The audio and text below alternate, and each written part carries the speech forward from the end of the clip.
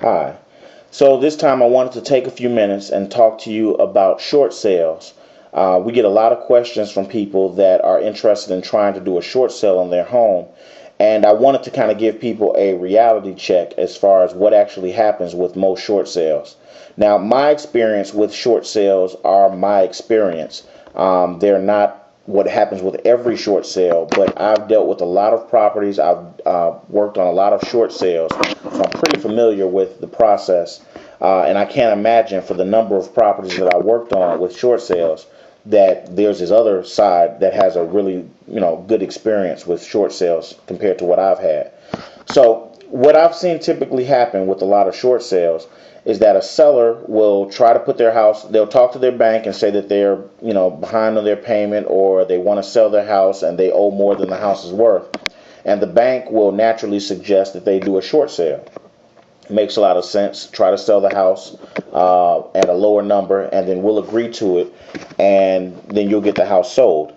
Well, what I've seen typically happen is the seller will go out and they'll find a realtor to list the house as a short sale, and they'll set, let's say, for example, let's use round numbers.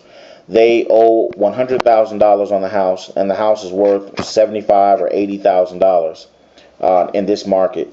So they'll set a short sale price. They'll set something like $50,000 or $60,000. They'll put it on the market.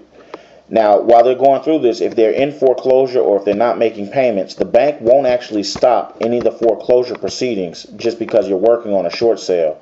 They don't stop anything until you have a buyer and they're making a decision, or they've made a decision on the property. But so they're going through the short sale and they're listing it, and they've got people looking at the house and everything else. Finally, after a month or so, let's say someone comes along and they say, hey, I'm interested in this house and I'll buy it.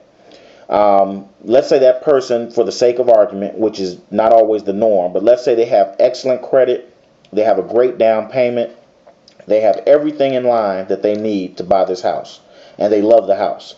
So they're going to buy this house with a short sale. So what happens is the seller contacts the bank and says, hey, I've got a buyer, I'm ready to go, let's get this done. And the bank will say, okay, well, send us the contract that you have with that buyer, and we'll look it over and decide if we want to take it. Because in a short sale, the seller is really the bank more so than the actual seller, because the bank has to agree to take that discounted amount, whatever that amount is, on the sale.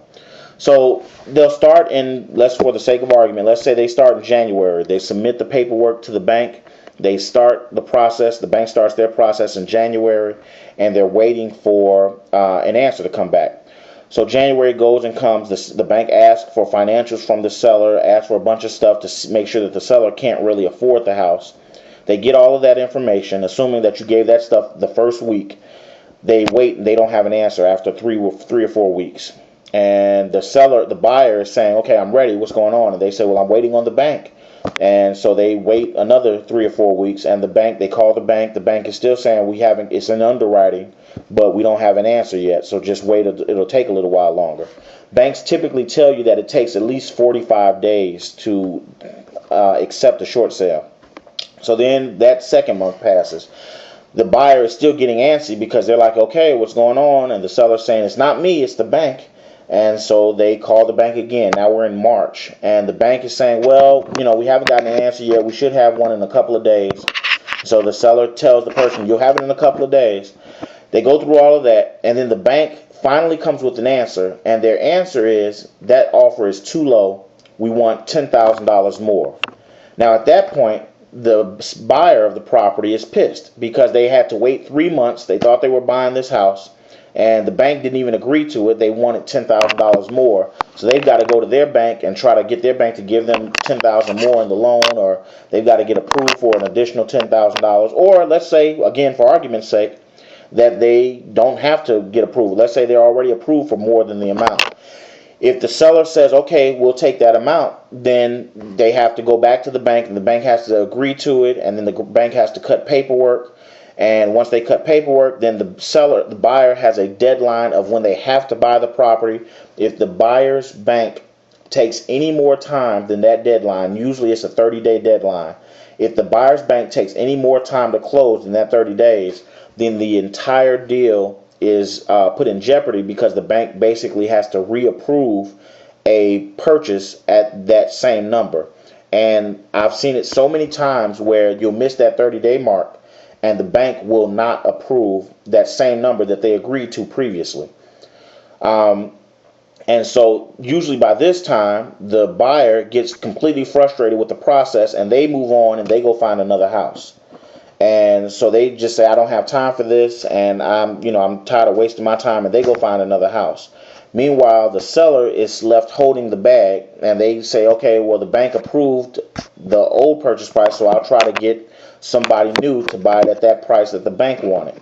And then they'll go out and start again. Now remember, all this time, the foreclosure is still running. They're still, processing everything with the foreclosure. They haven't stopped anything.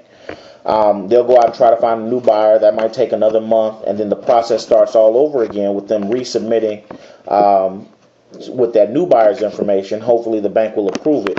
And when the bank finally does come back, I've seen a lot of times where the bank turns around again and says, we can't take this offer, but increase the price by $5,000 and we'll take it. And the buyer may or may not take it. They may get frustrated again and walk away. So what ends up happening in a lot of cases with short sales is the seller ends up frustrated. They're upset because they feel they're doing all that they can to get this house sold. The realtor is frustrated because the realtor will say, I've never seen a bank act like this. They have no reason to not accept this offer. And they'll get frustrated. And it's just a frustrating experience. The buyer is frustrated because they never do get the house. And it's a frustrating experience. So it's something to consider. Not saying that you can't do a short sale, but just be prepared for the process that normally happens with a short sale. And it has nothing to do with you, the seller, or the person that's buying the house.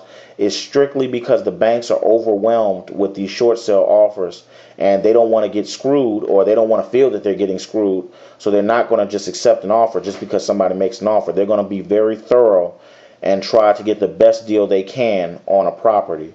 So when you're considering a short sale, make sure you look at all the options and the reality of a short sale.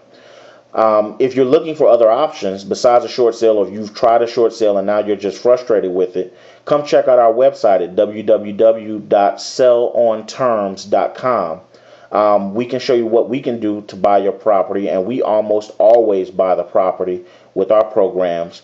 Or we can tell you what other options might be available that don't involve us. If we can't help you, we can at least give you some advice and some information that you can maybe use to make this whole process go a little bit smoother for you. So when you get a chance, stop by the website and we'll be happy to follow up with you. Talk to you soon. Bye.